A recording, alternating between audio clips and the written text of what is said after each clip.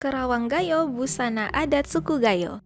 Kerawang Gayo atau disebut juga upuh ulen-ulen adalah busana asli suku Gayo yang digunakan saat melangsungkan acara resepsi pernikahan, acara tarian adat, dan budaya secara turun-temurun. Kerawang Gayo adalah seni ukir tradisional yang berasal dari suku Gayo, sebuah suku etnis yang mendiami wilayah pegunungan di Provinsi Aceh. Kerawang Gayo memiliki makna mendalam dan syarat dengan nilai budaya dan filosofi yang diwariskan dari generasi ke generasi. Setiap warna pada Kerawang Gayo memiliki makna masing-masing. Merah melambangkan semangat, keberanian, dan energi. Hitam melambangkan keteguhan, kestabilan, dan kekuatan serta merujuk pada hasil keputusan adat. Putih melambangkan kesucian dan kejujuran. Hijau melambangkan sebagai tanda kejayaan dan kerajinan di dalam kehidupan sehari-hari. Dan kuning melambangkan tanda hati-hati dalam suatu tindakan.